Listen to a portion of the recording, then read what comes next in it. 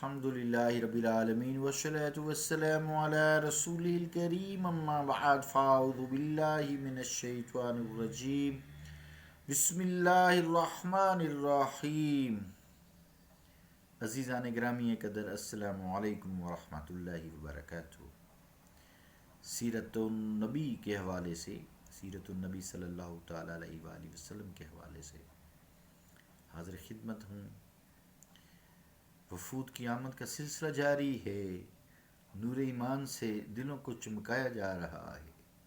خوش قسمت ہیں وہ لوگ جنہوں نے رسول کریم صلی اللہ تعالیٰ علیہ وآلہ وسلم کی زیارت کی.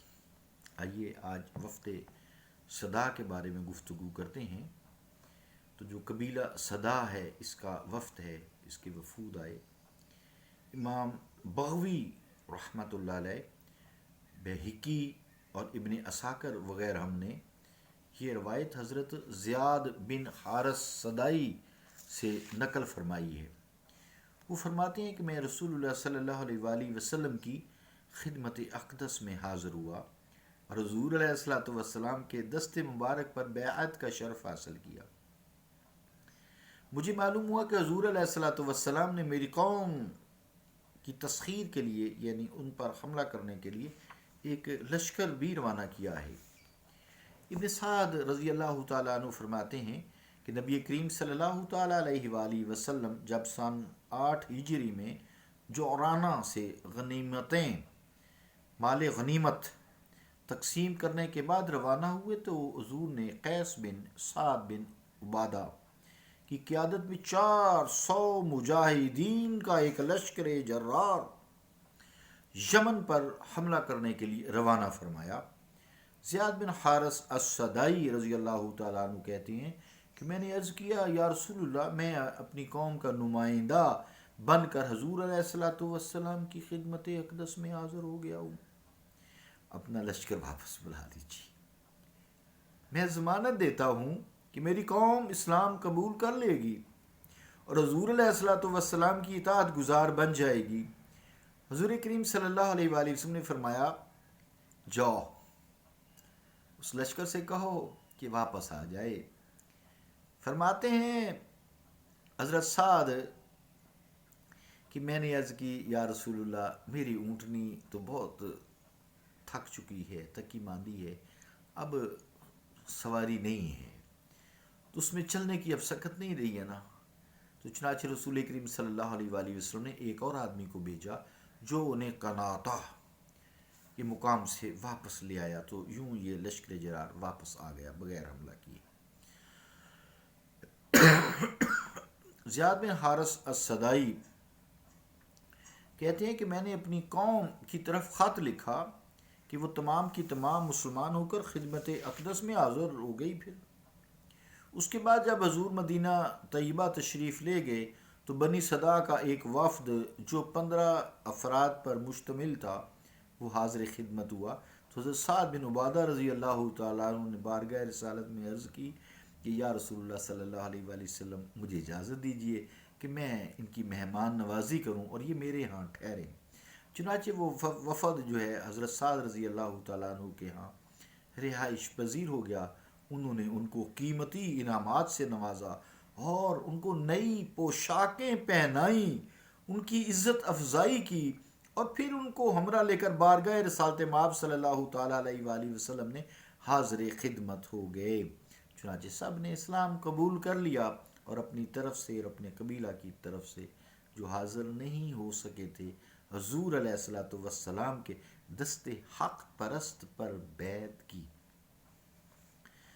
زیاد کہتے ہیں کہ رسول اللہ صلی اللہ علیہ وآلہ وسلم نے مجھے فرمایا، رسول اللہ صلی اللہ تعالیٰ علیہ وآلہ وسلم نے کیا فرمایا کہ یا اخا صدا انک لمطاع فی قومک، کہ صدا قبیلہ کے سردار، تیری قوم تیری اطاعت کرتی ہے. میں نے عرض کی بلکہ اللہ تعالیٰ نے ان کو اسلام قبول کرنے کی توفیق بھی دے دی ہے، ہدایت دے دی ہے.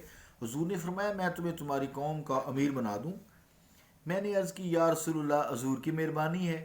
چنانچہ میری امارت کے لیے، یعنی میں حاکم بن گیا. اپنی قوم کا ایک فرمان بھی آپ صلی اللہ علیہ وآلہ وسلم نے تحریر فرما دیا۔ میں نے عرض کی یا رسول اللہ صلی اللہ علیہ وآلہ وسلم، مجھے ان کے صدقات وصول کرنے کا بھی منصب مرحمت فرمائیے۔ حضور نے میری یہ بھی عرضداشت قبول کر لی اور اس کے لیے الگ پھر حکم نامہ بھی تحریر فرما دیا۔ راستہ میں ایک قبیلہ نے ایک عمل کا شکوہ کیا کہ وہ ہم پر بڑی زیادتی کرتا ہے۔ حضور علیہ الصلوۃ والسلام نے اس کی تصدیق کرنے کے بعد ہماری توجہ ادھر مبذول کرواتے ہوئے فرمایا لا خیر فی الامارات لرجل مومن، کہ مرد مومن کے لیے امارت یعنی حاکم بننا کوئی بھلائی نہیں ہے۔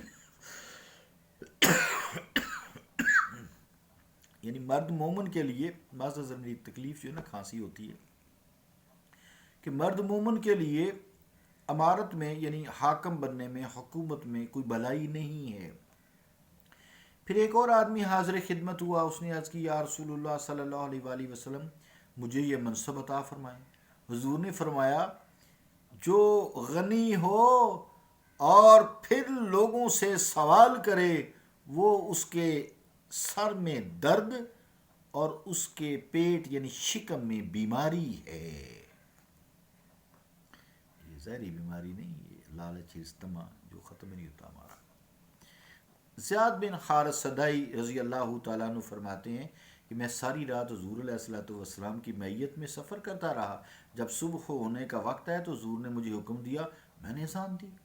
پھر میں عرض کرتا رہا اور پھر رسول اللہ صلی اللہ علیہ وسلم سے میں نے کہا کہ میں اقامت کہوں؟ حضور صلی اللہ علیہ وسلم نے فرمایا ابھی نہیں۔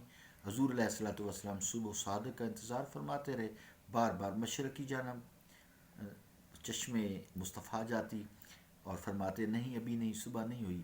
جب صبح ہو گئی تو سرکار دو عالم صلی اللہ تعالیٰ علیہ وآلہ وسلم نے اپنی سواری سے زمین پر قدم رنجا فرمایا، قضاء حاجت کے لیے تشریف لے گئے۔ پھر حضور صلی اللہ علیہ وآلہ وسلم میری طرف متوجہ ہوئے، فرمایا اے صدا کے بھائی تمہارے پاس پانی ہے؟ میں نے عرض کہ وہ تھوڑی سی مقدار میں ہے جو حضور علیہ الصلوۃ والسلام کے لیے کافی نہیں ہے۔ حضور کریم صلی اللہ علیہ وسلم نے فرمایا جتنا کچھ ہے نا تیرے پاس وہ مجھے دے دو، کسی برتن میں ڈال کر لے آؤ میرے پاس۔ تو فرماتے ہیں کہ میں نے ایسا ہی کیا، حضور نے اپنی ہتھیلی مبارک اس برتن میں رکھ دی۔ حضور کیا تھا، حضور کی انگلیوں سے چشمے پھوٹ پڑے، چشمے ابلنے لگے۔ تمام لشکر نے اس پانی سے اپنی ضروریات کو پورا کیا۔ پھر نماز ادا کرنے کے لیے کھڑے ہوئے، حضرت بلال نے اقامت کہنے کا ارادہ فرمایا۔ حضور نے فرمایا ان اخا صداء ھذا اذن ومن اذن فهو یقیم، یعنی جو اذان دے وہی اقامت کہے، اور یہ اذان صدا قبیلہ کے بھائی نے دی ہے وہی اقامت کہے گا۔ جب حضور علیہ الصلوۃ والسلام نماز سے فارغ ہوئے تو میں فرماتے ہیں کہ دونوں تحریریں لے کر حاضر خدمت ہوا، عرض کی یا رسول اللہ ان دو تحریروں میں جو منصب مجھے تفویض کیے گئے ہیں میں ان سے معافی مانگتا ہوں، معافی آپ سے طلب کرتا ہوں۔ تو مجھے سمجھ آ گئی ہے۔ حضور نے فرمایا تجھے کیا ہو گیا ہے؟ میں نے عرض کی یا رسول اللہ میں نے سنا ہے کہ حضور علیہ الصلوۃ والسلام نے فرمایا کہ مرد مومن کے لیے حاکمیت میں کوئی بھلائی نہیں ہے، اور میں اللہ اس کے رسول پر ایمان لا چکا ہوں، اس لیے میں حاکم بننا پسند نہیں کرتا۔ اسی طرح حضور صلی اللہ علیہ وسلم نے سائل کو فرمایا کہ بغیر ضرورت کے مانگنا یہ درد سر ہے اور پیٹ کی بیماری ہے۔ حضور علیہ الصلوۃ والسلام نے فرمایا کہ جیسے پھر تیری مرضی، چاہے تو ان عہدوں کو برقرار رکھ اور چاہے تو استعفیٰ دے دے۔ تو فرماتے میں نے پھر استعفیٰ ہی دے دیا۔ حضور علیہ الصلوۃ والسلام نے فرمایا کہ پھر مجھے کوئی آدمی ایسا بتاؤ جو اس ذمہ داری کو اٹھانے کے قابل ہو۔ تو میں نے ایک آدمی کے بارے میں عرض کی۔ پھر ہم نے عرض کی یا رسول اللہ ہمارا ایک کنواں ہے، سردیوں میں اس کا پانی ہم سب کے لیے کافی ہوتا ہے، لیکن جیسے ہی گرمیاں آتی ہیں پانی خشک ہو جاتا ہے، ہمارے قبیلے کو بڑی تکلیف ہوتی ہے، ہم پھر دوسرے کنویں تلاش کرتے ہیں، وہاں پر پڑاؤ کرتے ہیں، ہمارے لیے مشکل ہوتی ہے، ارد گرد کے قبائل سے ہماری عداوت بھی ہے اور ان کے حملہ کا خطرہ بھی رہتا ہے۔ حضور علیہ الصلوۃ والسلام نے یہ سن کر 7 کنکریاں طلب فرمائیں، اپنے دست مبارک میں انہیں ملا اور دعا فرمائی، پھر فرمایا ان کنکریوں کو لے جاؤ، جب تم اس کنویں پر پہنچو تو اللہ تعالیٰ کا نام لے کر ایک ایک کنکری نیچے گراتے جانا، یعنی کنویں میں ڈالتے جانا۔ ہم نے اسی طرح کیا، اس کے بعد اتنا پانی ہو گیا کہ ہماری ضرورتیں پوری ہو گئیں۔ جب یہ 15 آدمیوں کا وفد جو ہے واپس گیا تو انہوں نے بڑی شد و مد سے اسلام کی تبلیغ شروع کر دی۔ یمن کے بے شمار لوگوں نے اسلام قبول کر لیا۔ چنانچہ سن 10 ہجری میں 100 افراد کا ایک وفد بارگاہ رسالت میں حاضر ہوا۔ یہ وہی سال ہے جس میں حضور کریم صلی اللہ تعالیٰ علیہ وآلہ وسلم نے حجۃ الوداع ادا فرمایا۔ صلی اللہ تعالیٰ علی رسول خیر خلقہ محمد وعلی آلہ واصحابہ اجمعین برحمتک یا ارحم